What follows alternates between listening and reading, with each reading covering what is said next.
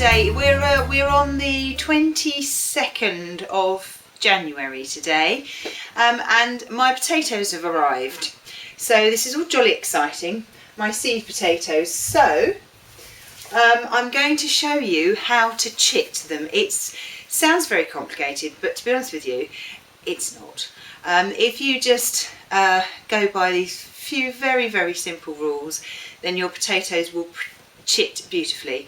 You can either order your seed potatoes from a seed company, or you could go and get them from a garden centre. It really doesn't matter. There are so many different varieties to go for. You can go for, you know, your earlies, your mids or your lates. Everybody has their own preference on which ones to grow. I myself only ever grow lates.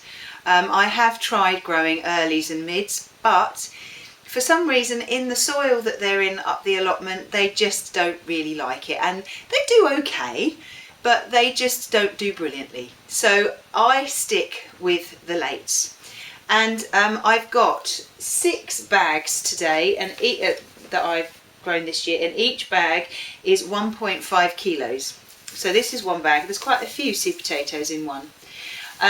Hopefully that'll be enough to keep us going. I didn't sow enough last year. I think I only got about 4 bags, so I've got lots of extra ones this year. Now I've got 4 bags of Sarpo Mira. They are lovely potatoes. If you have sort of kept up with me on Twitter last year, you'll see that I grew the biggest potato that I have ever grown, ever, and that was £1 15.9 ounces, and that was a Sarpo Mira.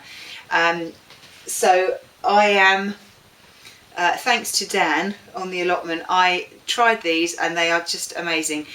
When they're kind of a good all-rounder. They are quite dry potatoes, so when you go to mash them, you'll need to add a bit more milk than you would expect to.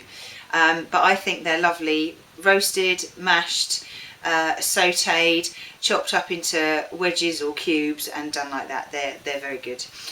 So I've got 4 bags of those, and I have also got 2 bags, which are also 1.5 kilos, of King Edwards. I grew King Edwards last year and they did incredibly well as well. So they're the ones that I tend to stick with every year. In fact, Sarpo Mira are actually the only ones that are blight tolerant or blight resistant. So when all the rest of your potatoes have got blight, your Sarpos won't. They're very good. I'm a converter to Sarpo Mira. So I'm just going to show you how to chit them. Now, when you chit your potatoes, they need to be in light, and they need to be in a frost-free place. That's all.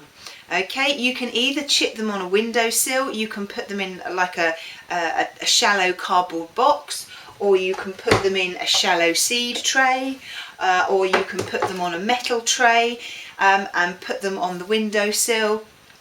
Or the way I do it is I usually stick them on metal trays, but actually this year I've got some spare plastic seed trays, so I'm going to put them in here, and I'm going to put them on the cupboards in the kitchen, on top of the cupboards.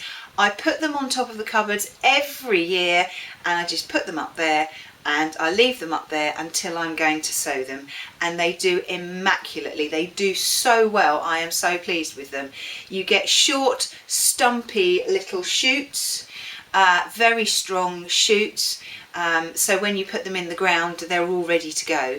If you keep your potatoes in the dark, you'll get those long, spindly little shoots coming out, and they are useless when you put them in the ground because they'll break straight off. Okay, so let me show you how to chit your potatoes. So I've just got a plastic tray here. This is just a seed tray that I would use in the greenhouse. I've actually got quite a few spare ones, so that's why I'm going to do them in this time. Just get your scissors and just open the bag, just cut the bag, and then just tip them out. There's nothing technical to do with them. Spread them out on the tray so that they've got some space. You don't want them too close together, you know, you don't want overcrowded, so don't put another bag here and have 2 layers. have one layer and make sure that they've got a bit of space, you know. And then, so that you don't forget what variety they are, just cut the label off and just stick the label in there. And I will put this on top of the kitchen cupboard, and that's it. So there they are, all 6 packets of them, 1 in each tray, all my potatoes, all ready to start shooting.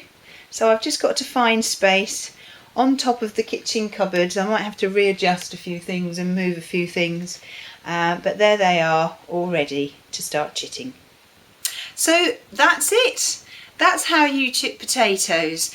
I would suggest not keeping them in a garage, because garages tend to be quite dark. Obviously, if you've got a window in a garage and a windowsill, then yes, you can put some there.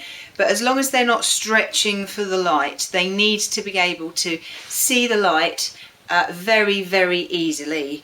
And that way you'll get some nice, short, stumpy little shoots on there.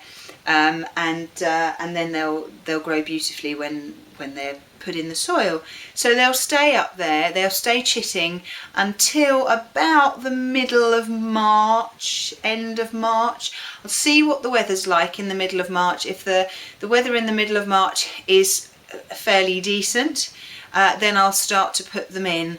But because they're in seed trays like this, they're very easy to pick up, take to the car and take straight down to the allotment, so very easy to transport.